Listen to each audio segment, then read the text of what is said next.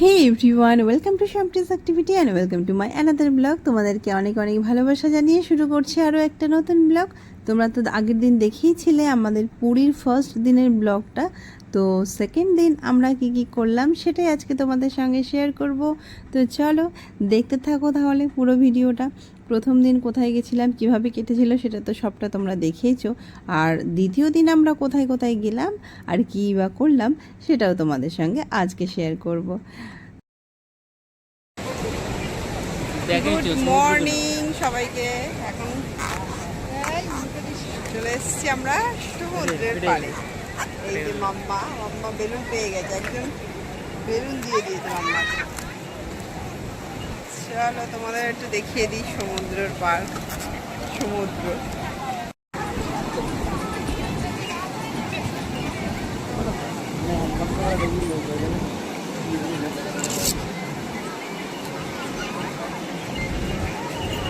খুলে না খুলে না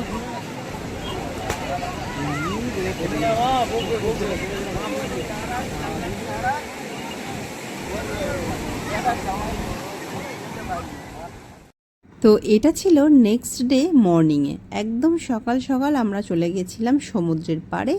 আর সকালবেলার মানে ভিউটা তো একটু দেখতেই হতো, যদিও আমরা খুব বেশি তাড়াতাড়ি যেতে পারিনি, উঠতে দেরি হয়ে গেছিলো, আর ওয়েদারও সেরকম একটা ভালো ছিল না যে আমরা সানরাইজটা দেখতে পারবো, তো সেই জন্যই আর কি খুব বেশি সকালে যাইনি। ওই মোটামুটি 6টা নাগাদ গেছিলাম। তো 6টা নাগাদ গিয়ে মাম্মা তখন তার মধ্যে উঠেই গেছে। তো 6টা নাগাদ যখন গেলাম তখন ওখানে বেশ কিছুক্ষণ ঘুরলাম। আর যেটা সব থেকে মানে মজা লাগে সমুদ্রে গিয়ে সেটা হচ্ছে ঢেউয়ের সঙ্গে এই খেলাটা। তো সেইগুলোই এখানে চলছিল আমাদের, আর তার মধ্যে আমাদের চলছিল এখানে রিলস করা, আর শর্টস ভিডিওগুলো অনেকগুলোই করছিলাম, যেটা তোমরা অনেক ভিডিওই দেখতে পাচ্ছ আর কি। তো সকালবেলাটায় গিয়েই ভেবেছিলাম যে করব, মানে এই সময়টা ভেবেছিলাম ফাঁকা থাকবে, কিন্তু না, একটুকুও ফাঁকা ছিল না এবারে। মানে যেই টাইমটা গেছি প্রচুর ভিড়, মানে প্রচুর লোকজন গেছে আর কি এই সময়টা। পুরী মানে কোনো জায়গায় ফাঁকা নেই এরকম একটা ব্যাপার হয়ে গেছিলো। তো সমুদ্রে তো সকালবেলা অনেকটা সময় কাটিয়ে নিয়েছিলাম, তারপরে চলে এসেছিলাম রুমে। আর সেখান থেকে আবার চেঞ্জ করে একটু পরে বেরিয়েছি ব্রেকফাস্ট করে, তারপর আবার স্নানের জন্য যাব। তো সেই জন্য একেবারে রেডি হয়ে বেরিয়েছি, খাওয়া দাওয়া কমপ্লিট করে গেলাম। আবার চলে আসলাম আজকে স্নান করতে। আর এই যে মাম্মা টেনে দাও। আর এই যে আমার মাম্মা, দেখলে তো প্রথম দিন কিন্তু একটু একটু ভয় পাচ্ছিল, আর তারপরের দিন যখন গেছি ম্যাডামকে শুধু দেখো, কারোর হাত ধরবে না, সে নিজে নিজে যাবে, আস্তে আস্তে সমুদ্রের দিকে এগিয়ে যাচ্ছে। মানে এখান থেকেই সে মানে আমাদেরকে ছেড়ে একা একাই দৌড়ে যাচ্ছে জলের দিকে। এখন আর তার একটুকু ভয় লাগছে না।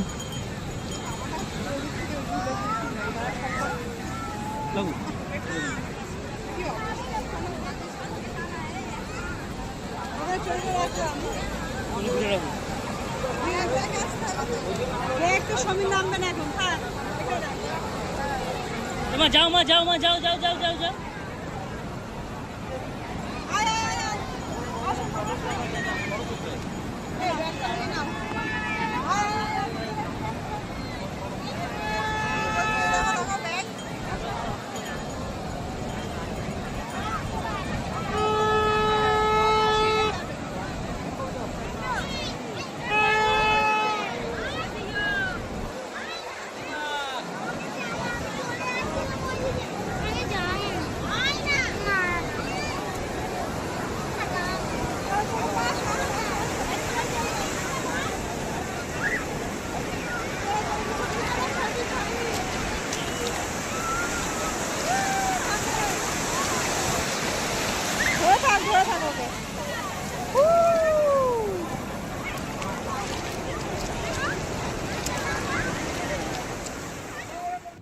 ইচ্ছে কিন্তু সমুদ্রে নামার জন্য একেবারে প্রস্তুত।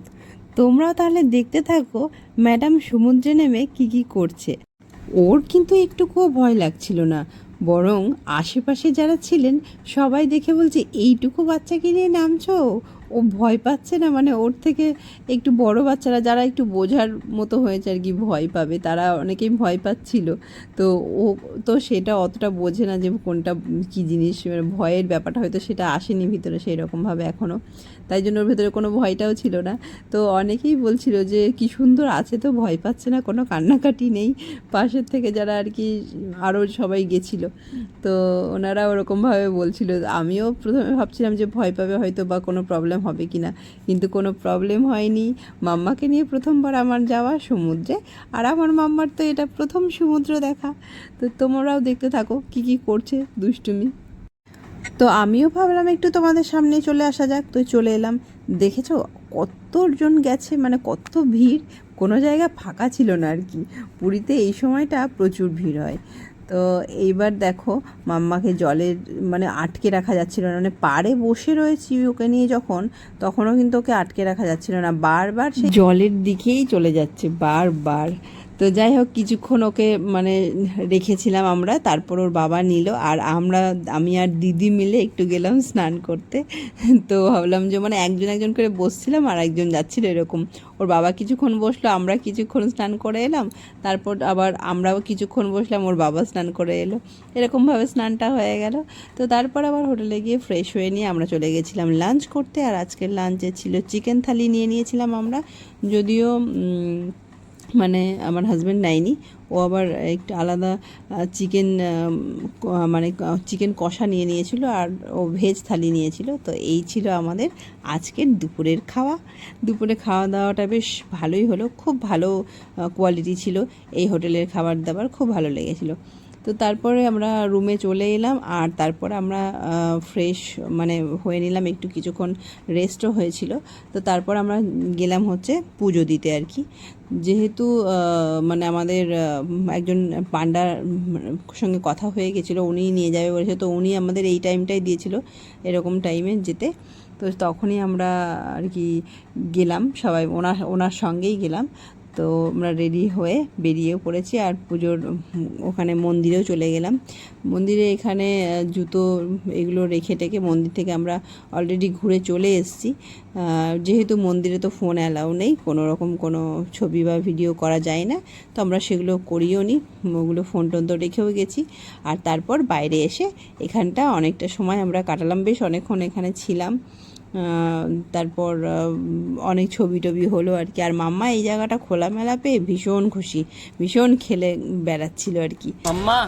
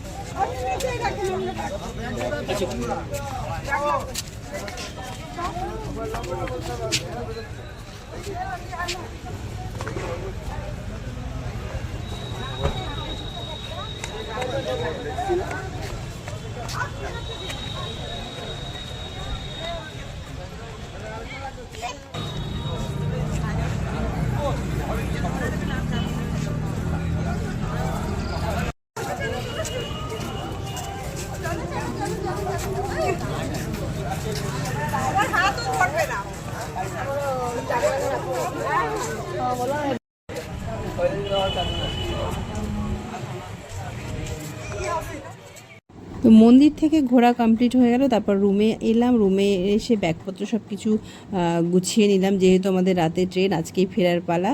তো সেই জন্য সব কিছু গুছিয়ে রেখে তারপর আমরা আবার একটু বেরোলাম সমুদ্রের ধারে একটু ঘুরতে। ঘোরা শেষের দিকে এবার বাড়ি যাওয়ার পালা আস্তে আস্তে। হ্যাঁ সেটা ঠিক আছে, হাজার দোকান হোক। তাহলে পরের বার যারা পুরীতে আসবে তোমার কাছে পাঠিয়ে দেবো চা খাওয়ার জন্য। আর এই যে ভাইটাকে দেখালাম, এটা একটা চায়ের দোকান। আমরা মানে পুরীতে যাওয়ার পর থেকে এই দোকানেই বারবার চা খেয়েছি, কতবার যে চা খেয়েছি তার কোনো ঠিক নেই। এত সুন্দর চা বানিয়েছে, ভীষণ ভালো লেগেছে। আর তেমনি ভাইটার ব্যবহারও ভীষণ ভালো লেগেছে আমাদের। যেমন ভালো ব্যবহার তেমনি তার মানে খাবারটাও ভালো আর কি, মানে চাটাও খুব ভালো। তো সেই জন্যই মানে আমি ওখানে ভিডিও করছিলাম আর একটু মজাও করছিলাম ওর সঙ্গে, আমরা সবাই মিলে, খুব ভালো লাগলো। তো তোমরা যদি যাও তাহলে ট্রাই করে দেখতে পারো এখানে চা খেতে। এটা একেবারেই মানে সমুদ্রের কাছাকাছি আর কি দোকানটা ছিল। তো চাটা খেয়ে তারপর আমরা চলে এলাম আবার একটু ঘোরাঘুরি করতে। তো দেখো অন্ধকারের মধ্যে সেরকম ভালো কিছু দেখা যাচ্ছে না, তবুও তোমাদেরকে একটু মানে দেখানোর চেষ্টা করেছি। এবার পুরীতে গিয়ে একটা জিনিস আমি দেখতে পেলাম, আগের বার যখন গেছি তখন দেখতে পাইনি। এবারে দেখলাম যে সমুদ্রের পাড়ে বেশ একটু দূরে আর কি আরতি করা হয়। তো মন্দির থেকেই আর কি কিছু জন আসেন ওখানে, একদম একটা জায়গা করে নিয়ে তারপর সেই জায়গাটা ঘিরে সুন্দরভাবে আরতি করা হয়। সেখানে মানে এত ভিড় জমে গেছিলো, সেগুলো আর আমি তুলতে পারিনি, আর দেখাও যাচ্ছিল না অন্ধকারে, সেই জন্য আর সেটা শেয়ার করতে পারিনি। তবে দেখলাম সামনে থেকে যে এরকম একটা হচ্ছে আর কি, আরতি হচ্ছে, ভালো লাগলো দেখে।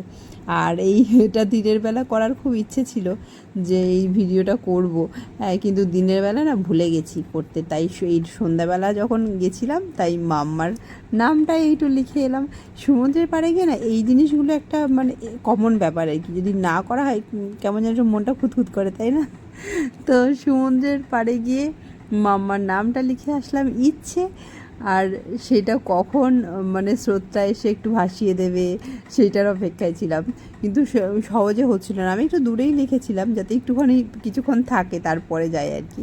তো এই সমস্ত দেখতে দেখতে উটগুলো বারবার যাতায়াত করছিল, মামা সেগুলোও দেখছিল। আর ওকে আর ওঠাইনি এত ছোটোতে, মানে আমরাও উঠিনি, ওকেও ওঠাইনি ভয়ে আর কি। আর একটু বড় হলে নেক্সট টাইম যদি যাই তখন আবার না হয় উঠবে, সেই জন্য ওঠাইনি। তবে ও আনন্দ পাচ্ছিল দেখে, এমনি প্রথমে একটু ভয়ও পাচ্ছিল, এত বড় বড় জিনিস ভাবছে ওর কাছে কী না কি এটা, সেটাও একটা বিষয়। তো চারিদিকটা খুব মানে ঘুরলাম আর কি, অনেকটা সময় ধরেই ঘুরেছিলাম এখানটাতে। আর ঘুরতে ঘুরতেই হঠাৎ করে আমার চোখে পড়লো এই জিনিসগুলো, ভাবছি যে কি হচ্ছে ব্যাপারটা। তো ভালো করে দেখলাম যে দেখি রঙ্গোলি করে যেটা, সেই ধরনের একটা জালি আর কি, মানে নেট টাইপের, মানে কি ইজিলি হয়ে যাবে। ফার্স্টে ভাবছিলাম যে এটা দিয়েও অত করা সহজ না, ভালো হয়তো হবে না। তো তারপর যখন উনি দেখালেন বিষয়টা যে এরকমভাবে হবে, দেখে তো আমার জাস্ট মানে ওয়াও লেগেছে।